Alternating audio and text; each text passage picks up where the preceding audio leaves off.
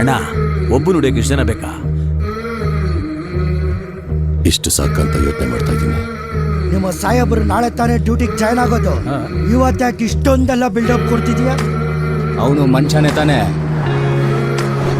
ಮನುಷ್ಯನ ರೂಪದಲ್ಲಿರೋ ರಾಕ್ಷಸ. ಯಾವನ್ಗೋಷ್ಟೊಂದು ಮೀಟ್ರು? ಅರ್ಜುನ್ ಮಹಾಕ್ಷ ಯಾಕ ಮ್ಯಾಚ್.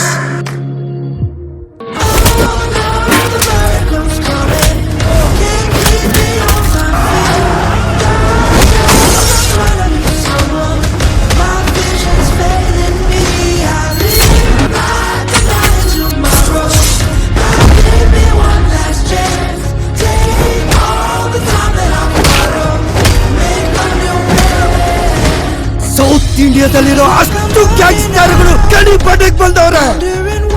ಏನಾದ್ರೂ ವಿಚಾರ ಗೊತ್ತಾದ್ರೆ ನಮ್ಮನ್ನ ತುಂಡ ಕತ್ತಿಸಿ ಬಿಸಾಕ್ತಾರೆ. ಕೆಲವೊಮ್ಮೆ ಯುದ್ಧ ಯಾರಿಗೋಸ್ಕರ ಶುರು ಆಗುತ್ತೆ, ಯಾಕೆ ಶುರು ಆಗುತ್ತೆ ಅಂತ ಗೊತ್ತಿಲ್ಲದೇನೆ ಶುರು ಆಗುತ್ತೆ.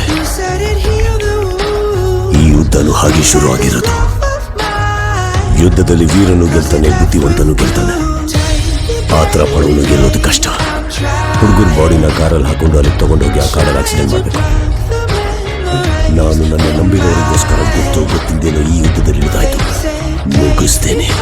ಸ್ಟೇಷನ್ ಒಳಗೆ ನಾನೇ ನುಗ್ಗಿ ಅವನನ್ನ ಕತ್ತರಿಸಿ ಹಾಕಿ ಹುಡುಗರನ್ನ ನಾನೇ ಕರ್ಕೊಂಡ್ ಬರ್ತೇನೆ.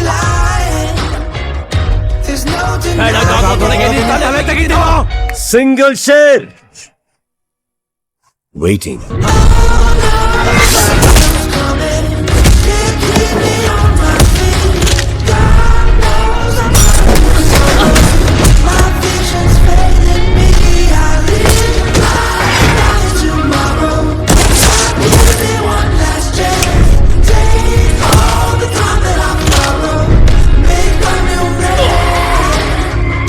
ಅನ್ಕೋಬೇಡ, ನಿನ್ ಮೇಲೆ ಎಂಕ್ವೈರಿ ನಡೆಯುತ್ತೆ.